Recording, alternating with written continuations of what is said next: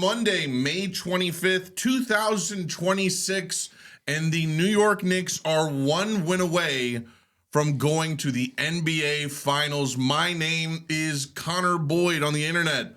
My handle is at Moschino Dorito, and I am here, as always, with my friend and sports expert, Billy motherfucking Nayden. Billy, hello, my friend. Hello, Connor. I hate to do this, but I think it's remiss not to. I want to start the show on a little bit of a somber note. Okay. It is Memorial Day, so I want to say thank you to all the servicemen and women who, gave their life so that we're able to enjoy sports, enjoy our lives as Americans. I think it's important, wherever you sit politically, wherever you feel about the military, acknowledge people who made that sacrifice all throughout history. And today's the day to do that. And then second, I want to say rest in peace to Kyle Busch and, thoughts and prayers with his family. Neither of us are big NASCAR guys, but it's one of the greatest race car drivers ever. Tragically passed away this week. So just want to say rest in peace to Kyle Busch. Oh, well, thank you. I actually wasn't aware of that. But damn, rest in peace. Shout out to his family. Thoughts are with them. Yeah, Billy, thank you for joining me. It's a big episode. Really excited about what we have to talk about today. Really excited, by the way, where the show's going. It's been really fun. This is episode 7, lucky number 7. And we've just been having a great time, seeing your guys' comments, seeing your guys' feedback and support. And, most of all, just thanks for watching. So, we're going to get into it like usual. First order of business on this program is usually the New York Yankees. And, man, quite a tone shift on Sunday. I was horrifically hungover, but I got out of the shower towards the middle of that game. And I was like, whoa, this is a 0-0 game against our AL rivals here.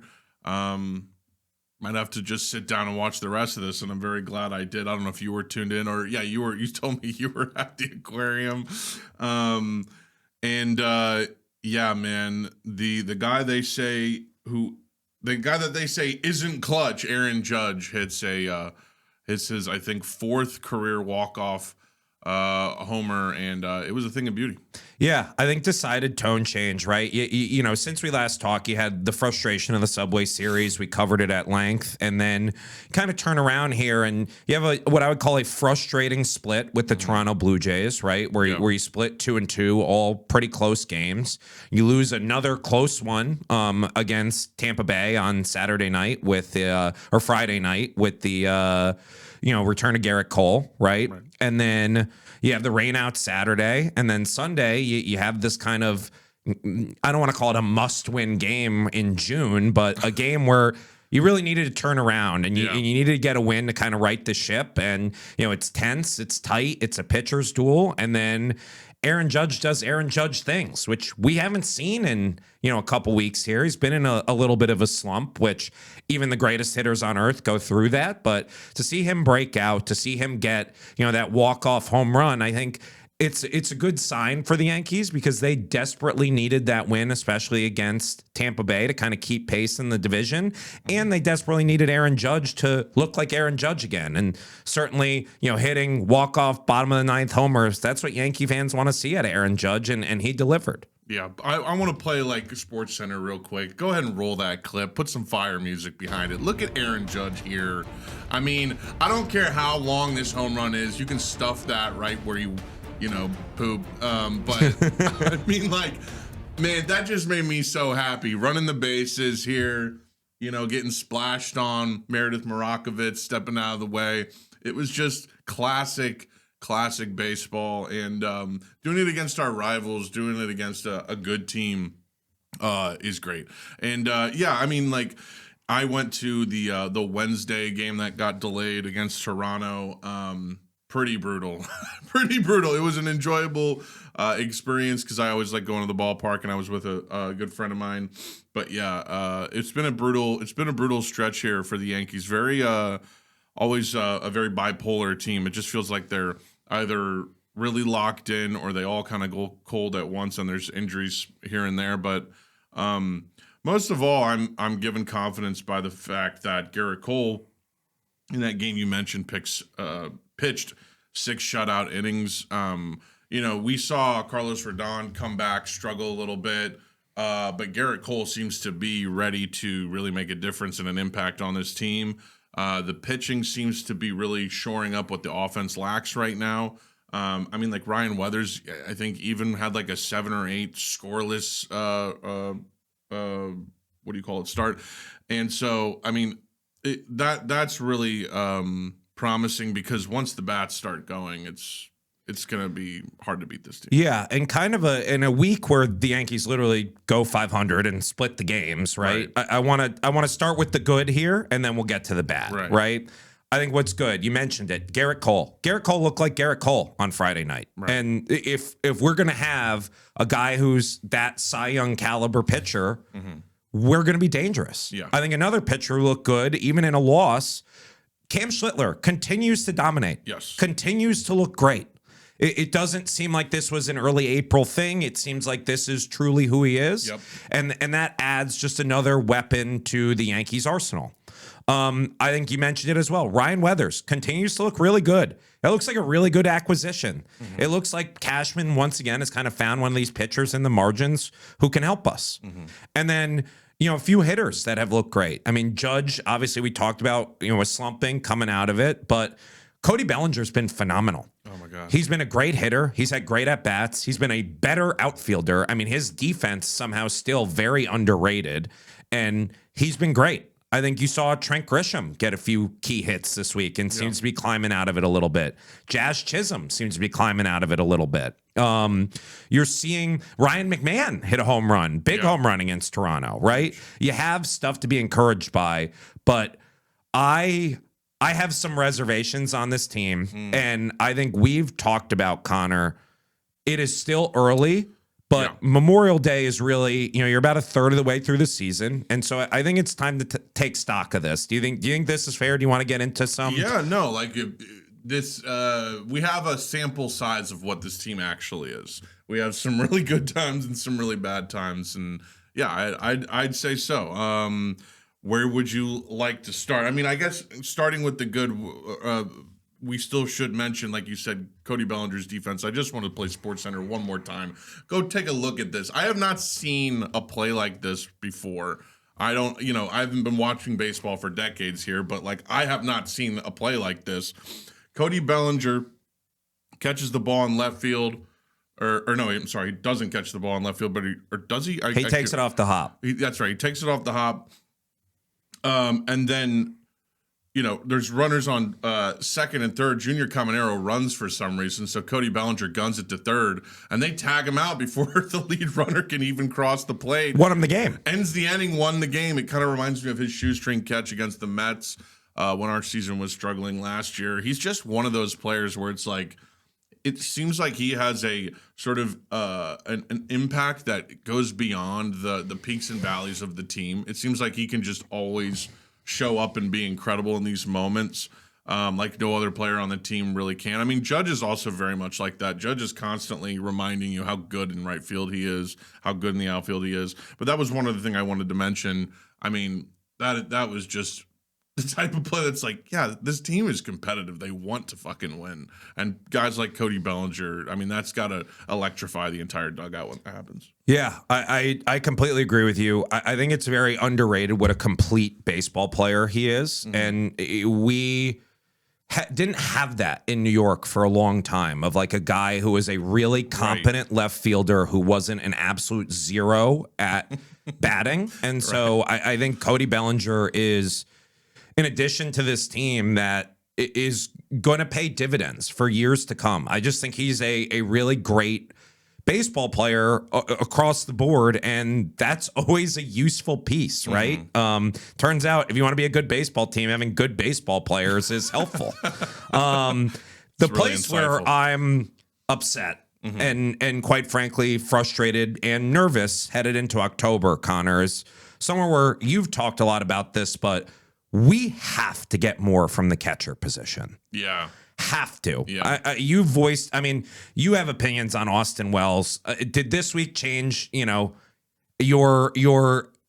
angry rant from last week about how this guy needs to be off the team, or are you still feeling about the same? When you mentioned John Sterling saying in his final hours of life, why do the Yankees have two left-handed catchers? I mean, he didn't say that for no fucking reason. It really is true. It's that is one position that needs to be shored up a lot offensively. But yeah, I just don't know. Because Austin Wells, like I said, being a catcher is inherently situational. So the fact that he doesn't have that kind of mentality, from a hitting perspective, the fact that he can't execute like that, it just makes you question, does he need to go down to AAA? I don't even know. Let's break this down too, because I think it's important to acknowledge how bad this is, right? Your average, so we've talked a lot about this. OPS, if you had to pick one statistic, I think that is the easiest single statistic to understand and evaluate hitters in baseball, because it's a combination of how often are you getting on base, how many bases are you getting with that, with those hits, right? Yeah. On base plus slugging, OPS. Your average OPS in the MLB is about 705, right? Your average for a catcher is 665. So your average MLB catcher is about 40 points worse at the plate than your average player, right? This is by definition, by design, not a super offensive position. Right. Austin Wells' OPS is about 565. Right. So he is 100 points worse than your average MLB catcher as a hitter. Right? It equates to about a 16% worse outcome on average, right? Somehow, JC Escara, his backup, is even worse than that. So you have two guys on this team who are both lefties, who don't provide you a different look at the plate, who are significantly worse than even your average Major League Baseball catcher. And you need to be so good defensively, not above average, elite defensively, in order to make up that gap at the plate to make it worth it. Right. And it is so hard to win a championship when you have a complete zero in that part of the lineup. And that's what we have right now. Yeah, it's like a black hole. It's just an instant out every time. It's just yeah, it's frustrating.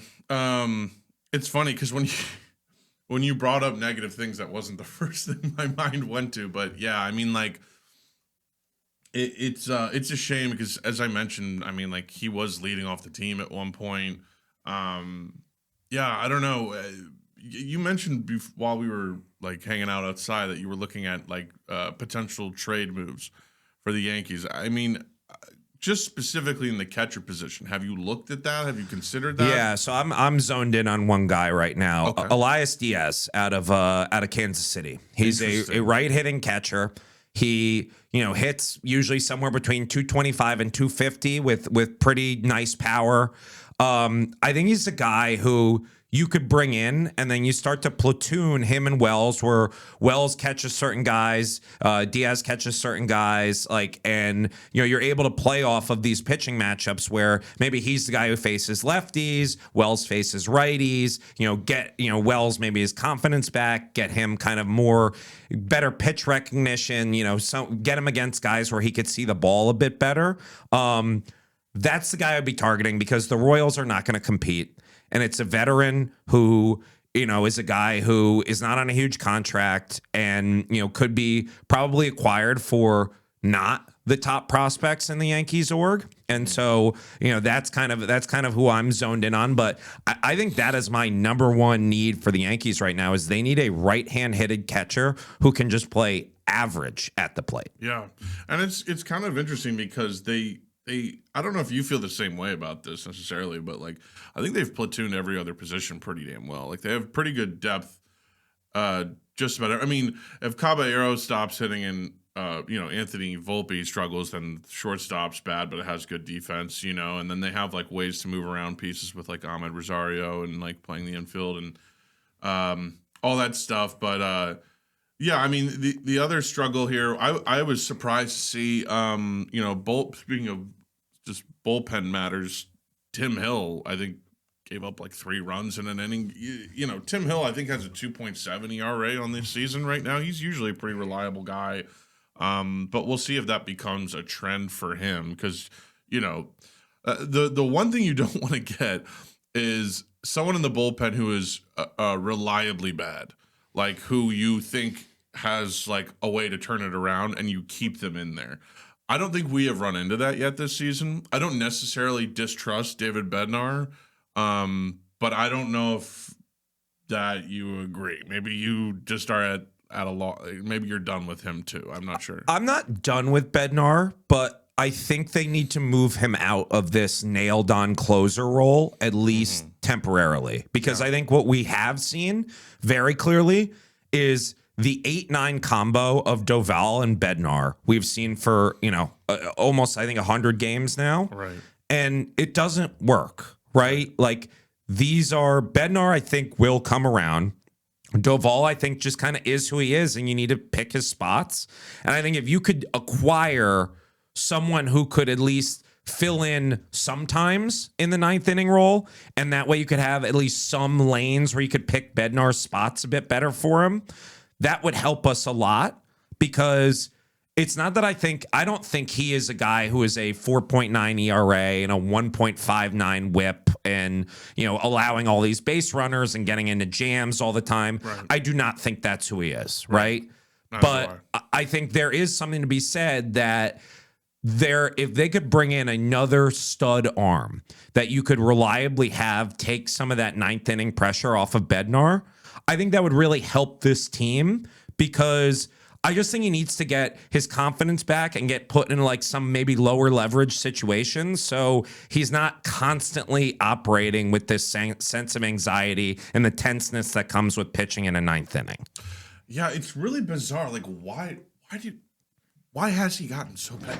Like, he started so good, and then now it's just like, what have they figured out when they're opposing him that like I don't know. It's like, is it just that he's letting shit hang in the zone? Has he lost his velo? I mean, what is that? What is happening? The velo has come back. That was an issue we discussed earlier in the season. I really do think it's a command issue, right? Where it's like, I think he is letting stuff hang in the zone a little bit. And then the other part of this is he's a guy who relies a lot on weak contact, and he hasn't gotten the best defense. Like he's had like quite a few moments where it's like these kind of 50-50 plays or like letting base runners on, like weird stuff happens. Like I said, 9th inning, right? And he's just kind of struggling. And it's not that he can't come out of it. It's not that I don't believe he'll be the closer come October. I just think you need to give him a little bit of a breather here and let him pitch some 8th innings. And they just don't have the depth to do that right now. But I think there's a couple guys that they could acquire that could help that out. Just rounding out the baseball conversation, there's a couple other things to look out for around the league that I've been having fun with. Well, I mean, the first one is watching Devin Williams give up, I think, his 2nd Grand Slam walk-off of the season. That was just pretty funny because the Devin Williams story is just like, who could have seen this coming? I know. It's not like we watched it all last season. It's unbelievable to me that like we saw this. We literally saw this exact thing. Yeah. And the hubris to say we're going to bring this guy in to arguably a more, difficult situation in terms of like the tenseness of the locker room and the success of the team and, all of this where like he is going to be our number 1 reliever. And it's just you could like every Met fan I knew was like, I can't wait for Devin Williams to be the worst reliever in the league. Oh, yeah. Because it was just like written on the wall. And like it's happening. I think his ERA is worse than it was this time last year. Literally. While we're on the topic of bullpen guys, I think the Yankees certainly are going to need bullpen help. I could see a world where the Mets also need bullpen help and make moves to acquire it. So there's 2 key guys I want to keep an eye on. Yeah, I was about to ask you this. So Antonio Santazella. Do you know who this is? No. Closer for the Colorado Rockies. He's a converted starter. He has a sub-2 ERA. And the thing I love about him as a 90s Yankees fan is he has converted to basically being the exact pitch mix of Mariano Rivera, right? Nice. It is high velo fastball, it is a cutter, and it is a couple of secondary pitches that he uses very sparingly. But this guy has dominated and largely pitched in Coors Field, which is the hardest place to pitch in the league. Right. I would keep a very, very close eye on this guy because I think he's going to be a big target for multiple teams come trade deadline. Oh, that's very interesting. Second guy I want you to think about. Yeah. Veteran name, probably heard of him, almost 500 career saves. He might even have 500 career saves. Kenley Jansen. Ooh. Struggling right now a little bit, 5.9 ERA in with the Tigers. Yeah. But 1.19 whip. Walks and hits per innings pitched. Basically, how many base runners are you allowing? Right. 1.19. Right. That's not bad. Right. There's something still there. He's pitched in big moments. The Tigers are massively underperforming and probably looking to shed some of that salary. He's an expiring deal. I think that's a guy who you could bring in as a veteran presence on a playoff bullpen. And even if he's not pitching the ninth inning, I think you could bring him in high leverage spots and he could get outs for you and would be relatively cheap to acquire because you're absorbing the contract. So those are my two guys, Antonio Santazella, Kenley Jansen. Keep an eye on them come trade deadline because I think those could be major bullpen acquisitions. Oh, that's very, very interesting. Because Kenley Jansen is not one I was thinking of, but like when he's on, he looks incredible. I mean, he's an incredible pitcher for sure. And if you put him in a situation where he's not like the nailed on closer, he's not the number one guy who the pressure's on all the time, and he's having kind of these spot high leverage moments, I think that will work better for him. I think having that combo of Doval, Bednar, and Jansen could work for the Yankees where you're able to be a little bit more, matchup dependent on who you bring in where and set these guys up for success. Oh, I'd really like to see that. That could be very interesting. And before we get to some NBA, I just wanted to say also, like, this National League Cy Young race is looking disgusting. I mean, it's like 4 or 5 guys that like are having Cy Young level seasons. One of them Shohei Ohtani, but I think Paul Skeens is probably going to get it again. It was crazy how Paul Skeens kind of struggled at the beginning of the season, and now he looks disgusting now. Also, a player that's just wild to watch is Nick Kurtz. Like, that kid is fucking. He's up there with like Ben Rice. It's like this young guy who can just fucking mash. Yeah, a couple things there. I think Skeens is having a generational run, and I think everyone who's a fan of a big market team who knows how the Pittsburgh Pirates operate, who know he's probably not going to be there long term. The person who reminds me of is Garrett Cole. Yeah. Like, I know you weren't like really watching baseball at this time, but when he was on the Astros? Well, no, he was on Pittsburgh. Oh, okay. And we were all watching this guy on Pittsburgh dominate, and we were like kind of licking our lips like this guy is eventually going to get traded or hit free agency or whatever, and he's going to hit a big market team and he's going to be a stud. Yeah. And that's, I think, how everyone's feeling about Skeens, because the reality is that's how the Pirates operate, and they're always going to get rid of their best player eventually, and you kind of know that it's going to happen. And so I think you have like Yankee fans and Met fans and Dodger fans and, everyone in between looking at him and saying, this guy's really good. And I think he's going to be here eventually. Yeah. And then I think the second part, your Nick Kurtz commentary, I think it's not just Kurtz, but I think the Athletics have quietly put together a really good squad, right? And it's, they're such an unpopular team because of what happened in Oakland, and they haven't spent a ton of money, but I think they're a team that could potentially make a run at a wild card or even winning that division. And, we could see them in the playoffs. So, I think when you talk about a guy like Nick Kurtz, like he's been relatively obscure for a lot of people because the Athletics just aren't a big team. But I think it's somebody who could start to see the national spotlight come October. No, 100%. And before we just get to basketball, one last question. Is he someone that you think could get traded to a big team? No, I think the A's are going to keep this team together. I think they want to be competitive because I think it's a show of good faith. Like, it's no secret they want to move to Las Vegas. They're trying to acquire funding, and I think they're trying to show a show of good faith that, like, hey, what happened in Oakland is not who we are as an organization. So I think they want to keep this team together. They spent money this offseason, and I think they are going to make a push for, if not a division title, certainly a wild card. Sick, dude. Let's talk basketball. Let's talk motherfucking basketball. Let's talk Knicks, Billy. How do you feel? I told you coming into this series, I felt very confident because who's going to guard Jalen Brunson? We figured it out. James Harden. Guess who's not very good at guarding Jalen Brunson? You called that play. I mean, you called that dead on that no one was going to guard him. You really did. But Billy, I meant as a lifelong Knicks fan, you've been through so much. I mean, can you give me a description of how it might feel to actually, did you ever think you would see this? You're one win away. Tonight might be it. They might go to the finals tonight, Billy. We're recording this on the 25th. There were times where I said, like, I don't think this team will ever be good, but if they are, just you wait. And, like, we're in the just you wait times right now.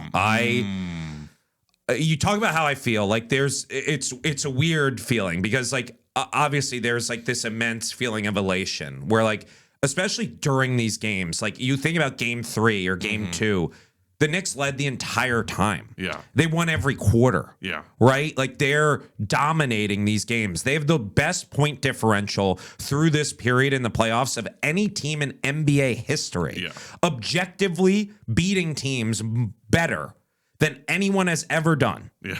Right? That's great.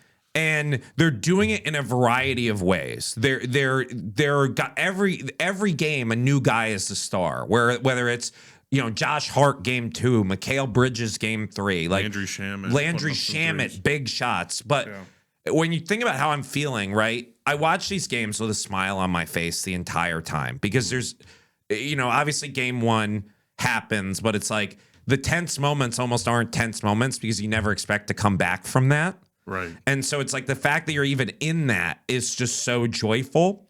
But at the same time, I feel like I have like Kobe Bryant horse blinders on where I wake up in the morning and I think about the coming games and think about how far we've come as a franchise and all of the shitty teams I've watched.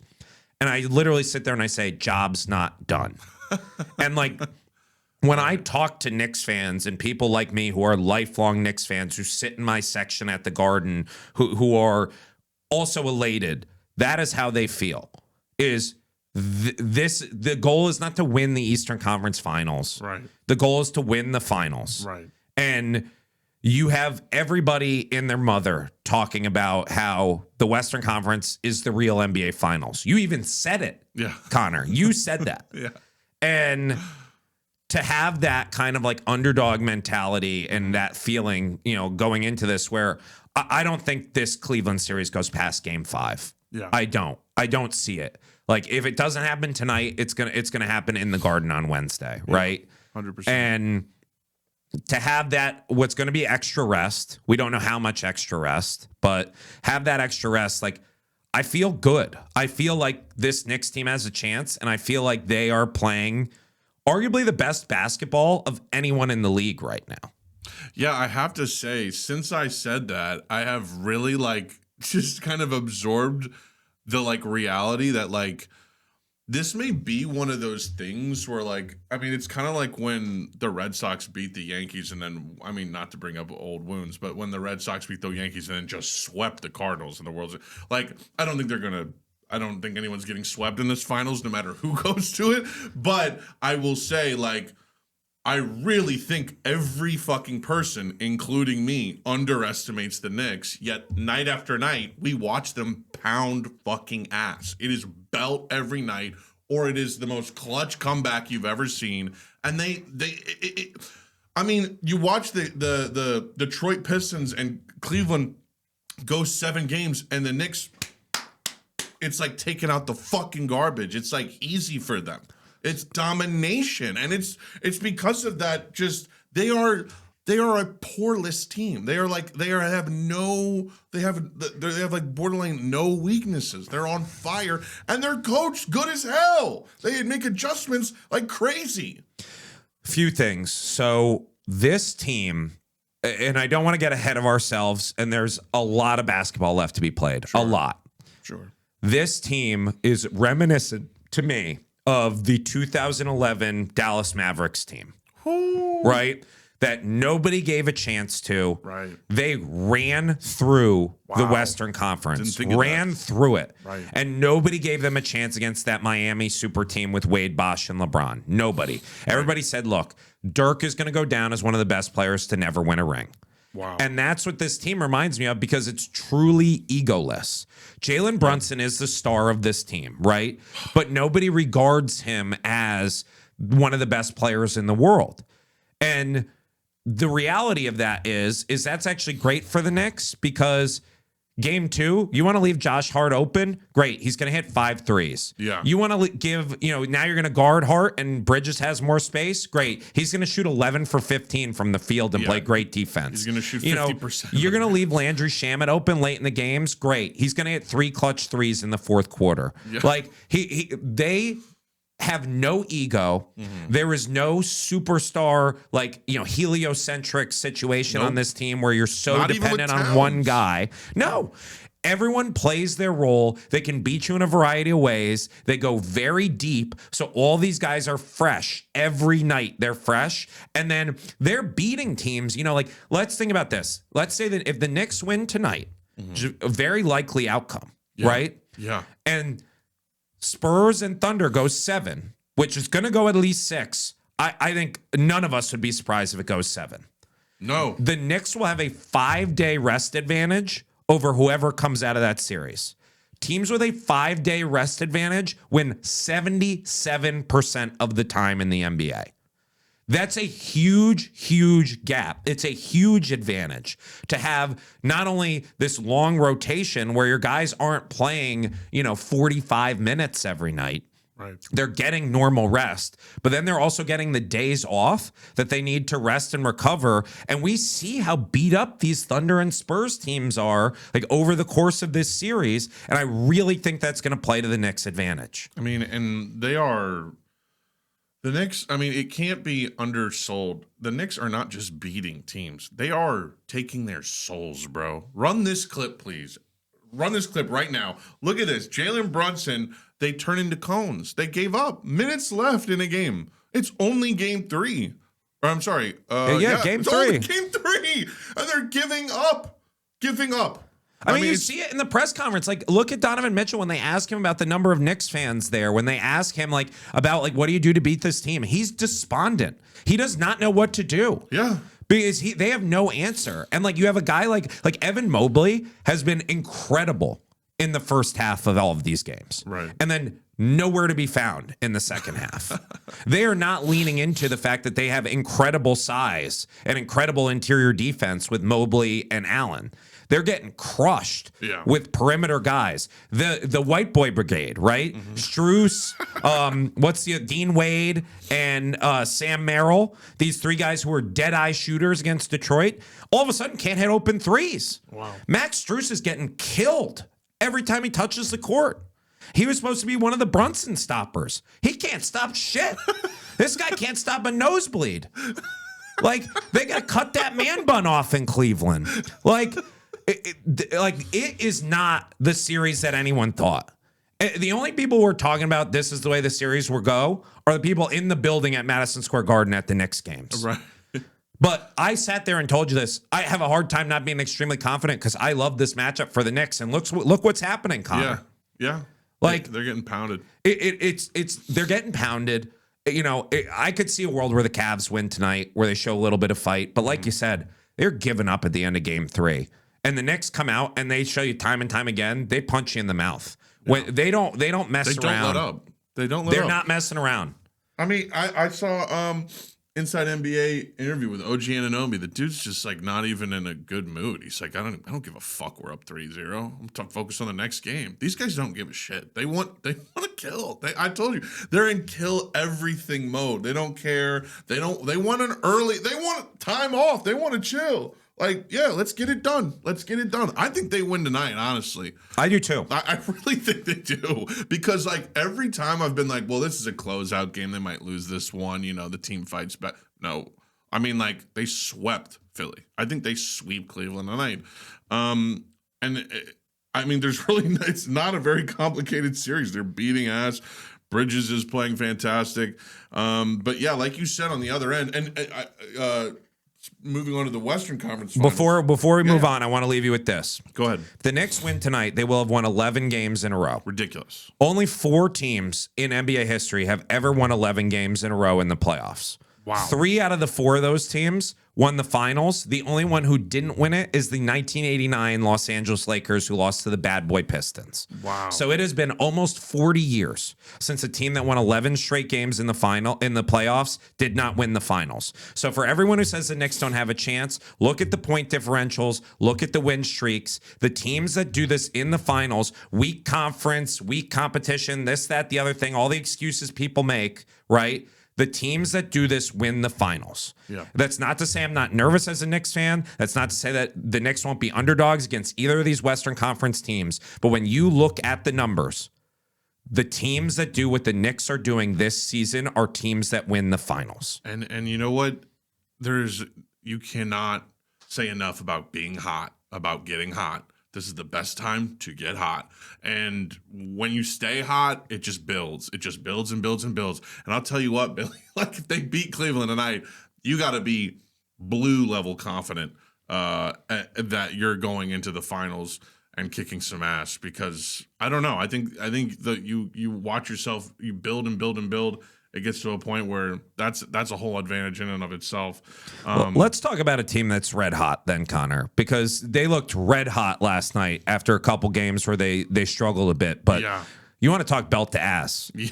San Antonio went belt to ass on Oklahoma City last night in a way that, you know, Oklahoma City won comfortably in games 2 and 3 and played very well. Mm-hmm. No team this playoffs has dominated OKC like San Antonio did last night. Yes. 100%. Like, really, really impressive stuff. I actually gasped when I opened my phone and saw the score was like 21-8 at the beginning of the game. I was like, oh! Babe, we got to turn this on. Like, I was just, it was ridiculous. They ended the game with like a 20-point lead. I mean, it was just like Chet Holmgren really like just almost a borderline non-factor in this series. Like, SGA didn't play in the fourth quarter last night. Yeah. Like, he just didn't play. Yeah. And I told you before this started, I expected this to be a war. We both expected this to be a war. Yeah. We've been, quite frankly, I know you really wanted the Jokic matchup, but like you and I have been looking forward to OKC San Antonio Western Conference Finals literally since we started this podcast, literally since the NBA playoffs started. Yeah. And we are getting the war that we asked for, but I think it probably looks a little different than what you expected, right, Connor? Yeah, 100%. I mean, like, honestly, like, I thought the Spurs would kind of be that surprisingly. I thought they would do what they did in game 1 more times. I thought they would win maybe game 2 or 3. Or wait, what was that game? Yeah, that was game 4. So yeah. I thought game 2 or 3 they might have won, and I was confident that they might have a shot to win game 4, but I didn't think that it would be this dominant. Shai Gilgeous-Alexander definitely struggling a bit. I mean, like, this guy's the back-to-back MVP, and he scored 19 points that night. The whole team's playing very poorly.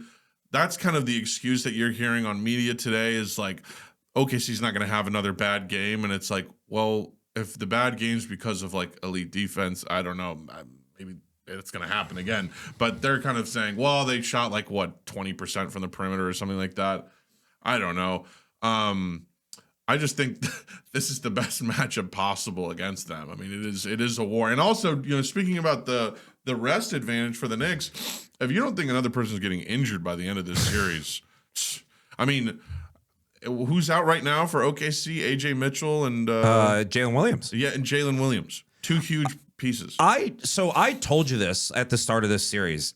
SGA, who for all of our back and forth and complaints about fouls and everything, I do think he's a very good player, right? Yeah. He's an above average defender. He is an elite mid-range scorer. He has an incredible layup package. Like, he is truly an elite basketball player, right? I don't want to take anything away from him, but I told you at the beginning of the series, he can't win this on his own. Right. He needs Jalen Williams. He needs Chet Holmgren. He needs these guys to step up. Jalen Williams gets hurt, right? You take that away. Mitchell's supposed to be the guy who steps in. He gets hurt. You take that away. Chet Holmgren has been on the milk cart in this series.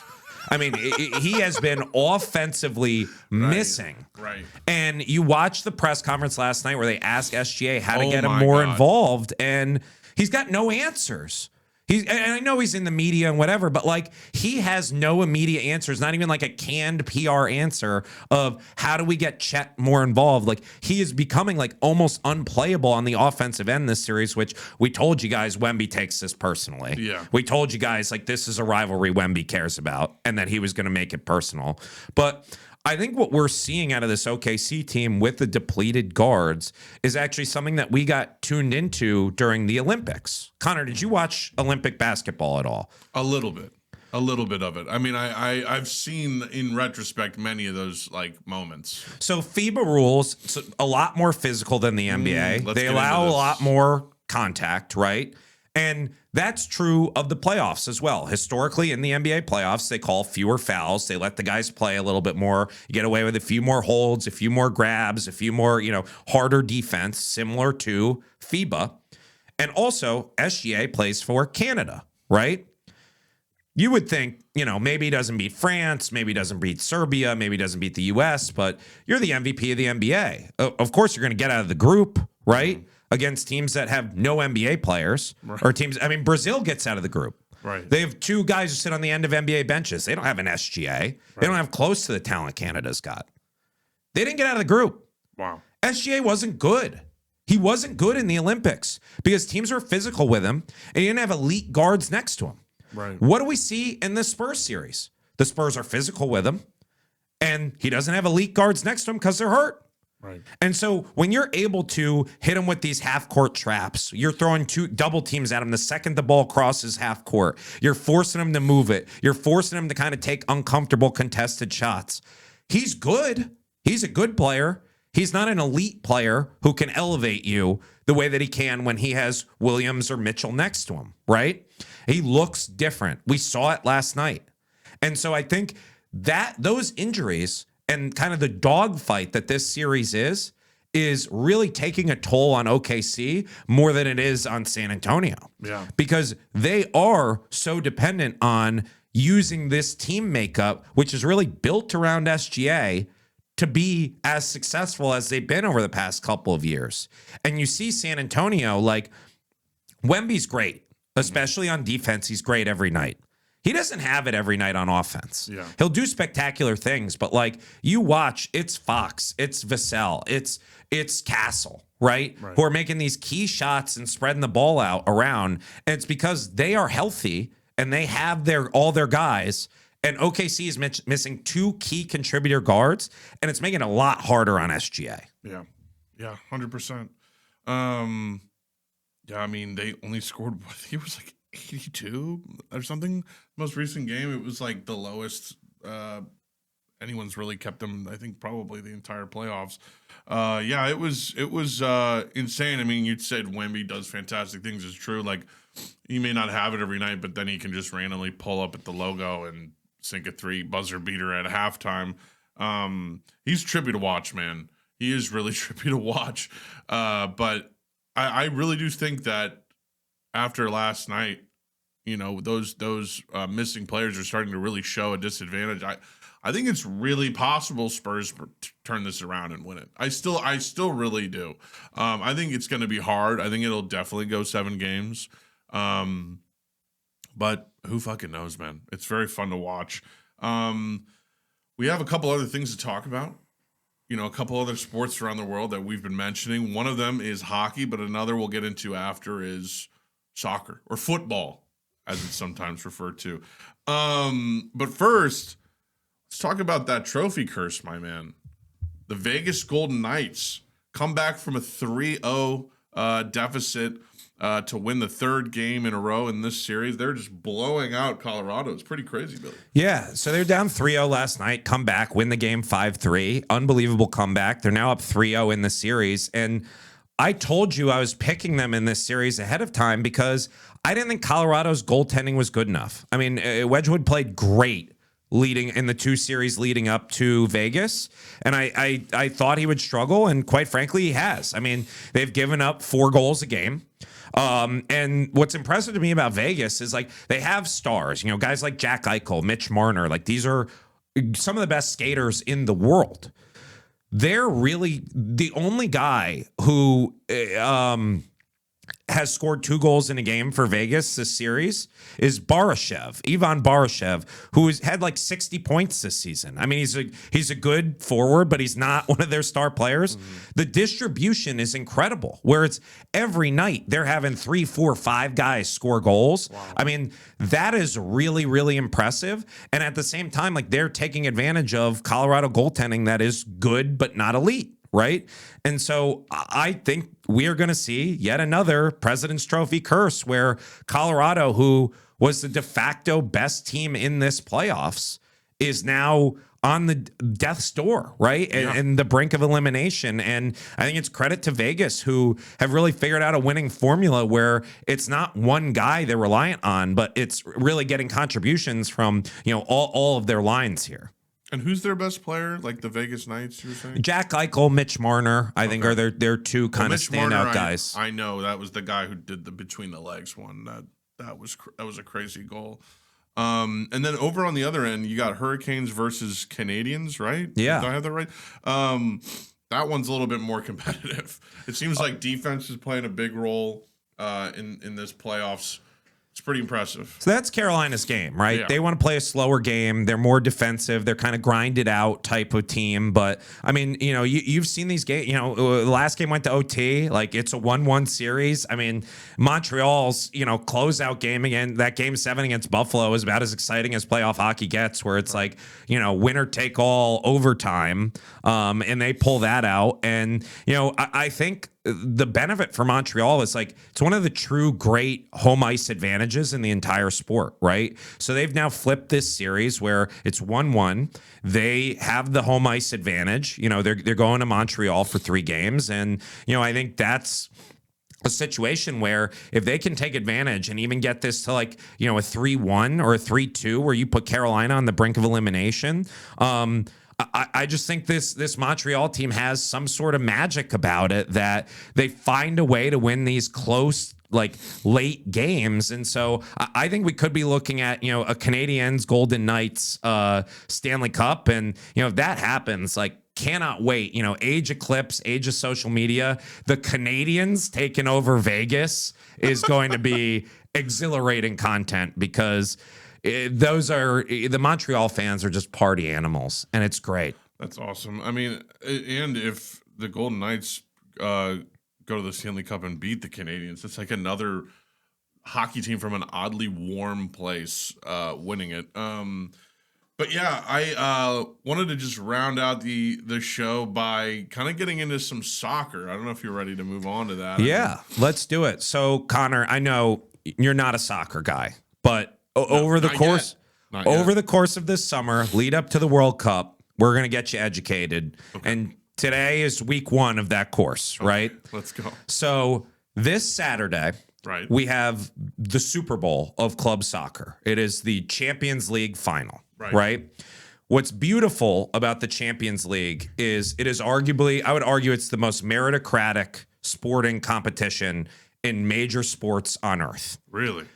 Every country in Europe has its own soccer league, right? England has a league, Italy has a league, Spain, Germany, the Netherlands, Belgium, all the way to Serbia, Croatia, Russia, everywhere, right? They all have a league. Every one of those leagues is usually like 18 to 20 teams who all play each other home and away. those leagues get assigned based on their results over years a coefficient of how many teams they will send to this uber playoff called the Champions League. Wow. So if you're good, like if you're a good league, you'll have 4. You know, if you're not a great league, you'll maybe have 2, where it's like the top 4 teams from the year before go to this competition, right? So you have to earn it literally over multiple years. This year, the final has come down to Paris Saint-Germain, PSG, who is the reigning champions of France. They also won this competition last year, champions of Europe, right?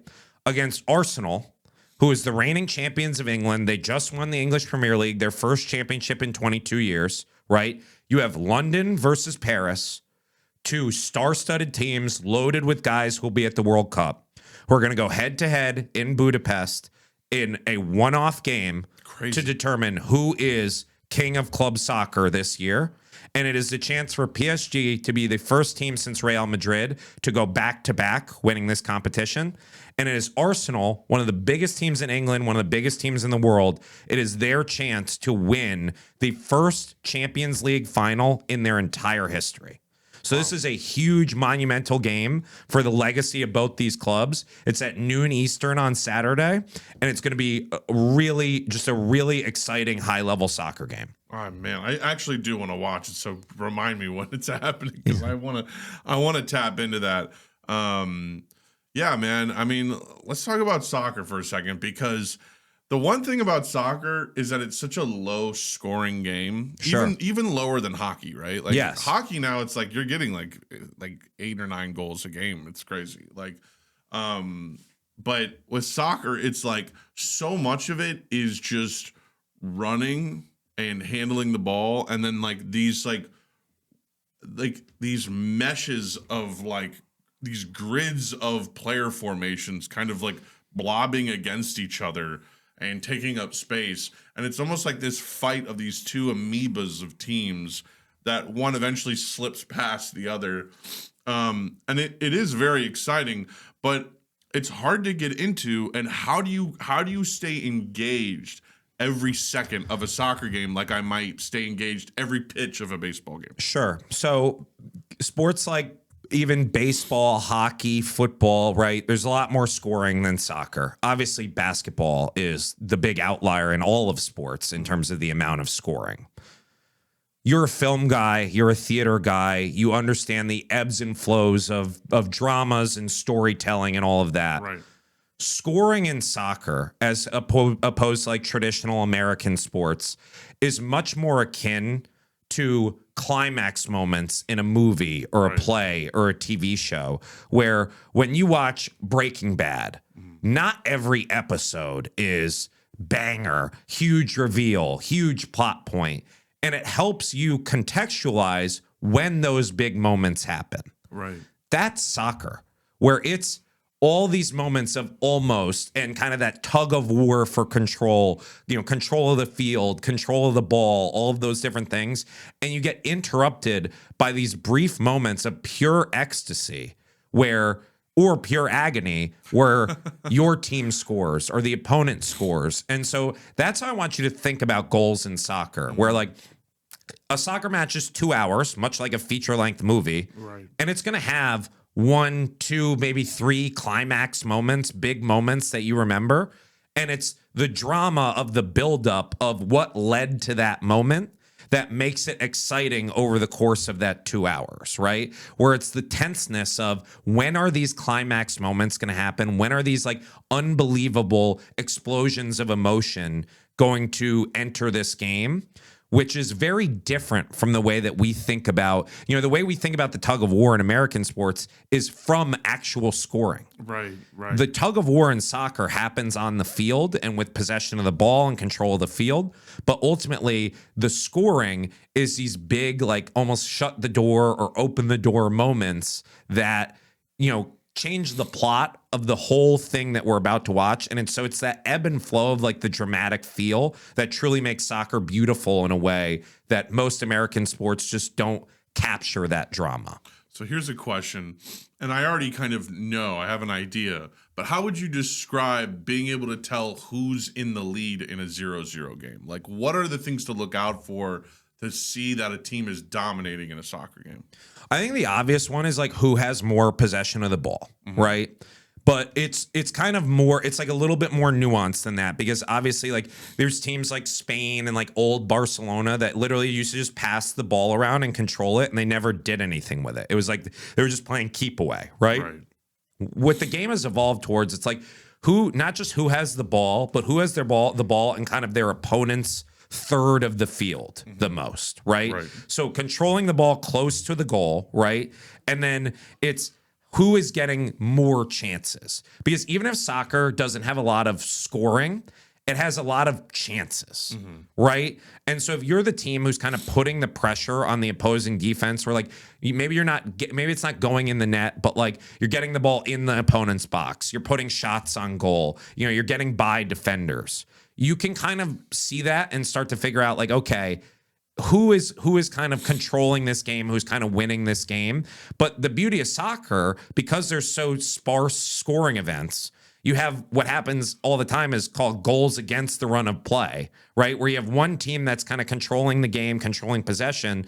The other team gets it, you know, picks the ball off, gets a quick breakaway down the field, gets away from defenders, and they score a goal. And even though they weren't controlling the game by any means, they can kind of steal it by having that goal.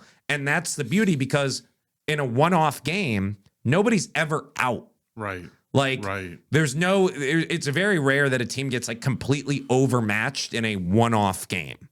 And so that's the drama, is like the underdog truly has a chance in soccer in a way that like in other sports probably doesn't.